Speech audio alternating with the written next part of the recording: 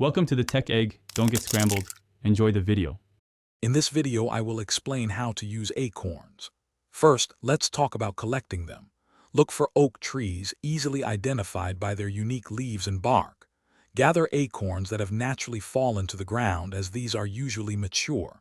Carefully inspect each one for any small holes or signs of mold, discarding any that appear damaged. A simple float test in water helps.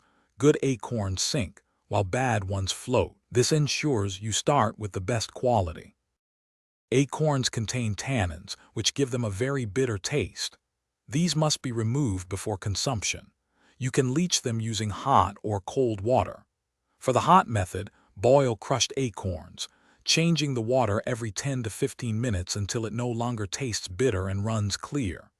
For the cold method, soak crushed acorns in cold water, changing it twice daily for several days until the bitterness is gone. After leaching, it is crucial to thoroughly dry your acorns to prevent any mold from growing. Spread them out in a single layer on a baking sheet or a mesh screen. You can dry them in a very low oven, around 150 degrees Fahrenheit, for several hours, or use a food dehydrator. Alternatively, air dry them for several days. Once completely dry, store them in airtight containers in a cool, dark place for long-term preservation. Once your acorns are prepared, their culinary possibilities are quite exciting. You can grind the dried acorns into a fine flour, which is excellent for baking.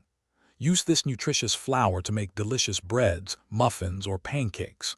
Another option is to roast the leached and dried acorns. They make a wonderful, crunchy snack or even a flavorful coffee substitute.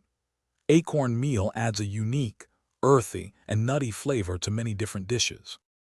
Thanks for watching. Consider subscribing if I helped unscramble your problems.